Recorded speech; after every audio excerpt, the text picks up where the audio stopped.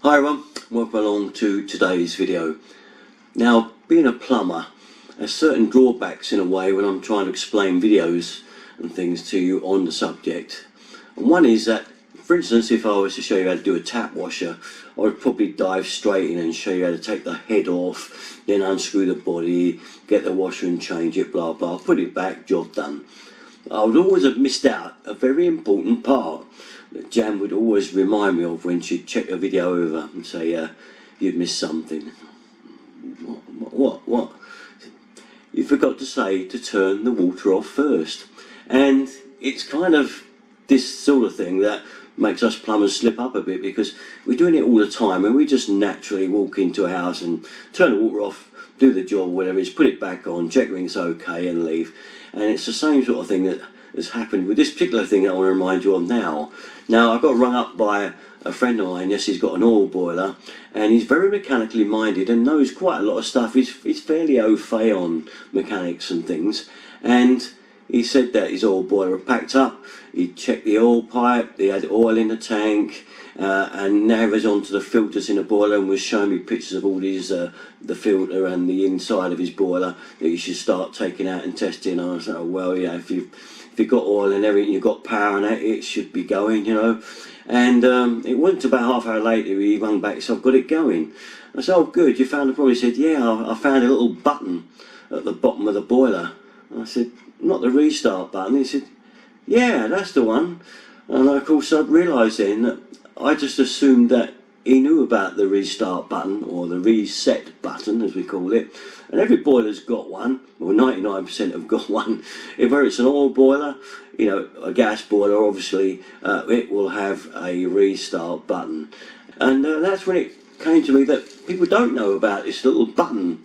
Yeah, this is that fantastic little button that, if you've got no boiler working that morning, is worth a press every time.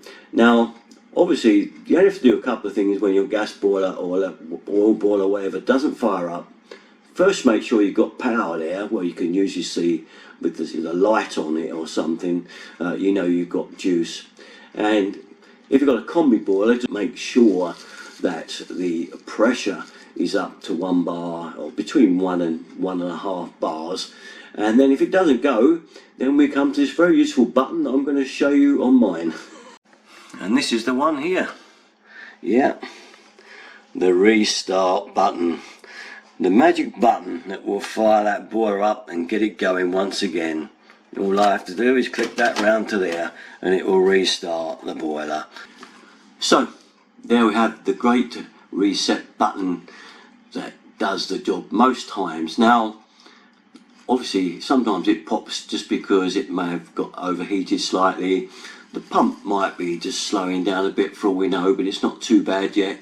You may even have something wrong with the heat exchanger, just starting to get a bit of a blockage maybe across it, but nothing too much, early days to worry about. So if you kind of only have to reset it very seldom, that is fine, and that's what it's all about really.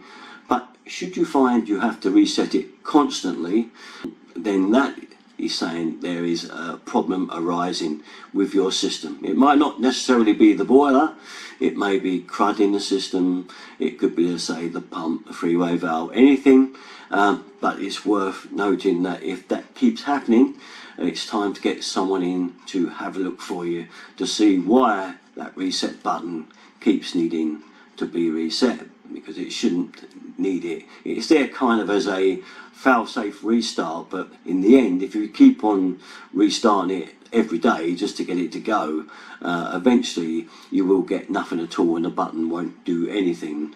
Okay, it will eventually give out altogether. So just as a warning, if it starts to peak every so often and pop out and need resetting too often, then it's time to sort something out with the system. Get someone in if you're not sure what you're doing and get them to check it over for you, because the great thing about that button is not just that it will restart the boiler for you, but also that it's a warning sign when it happens too often that something is going wrong.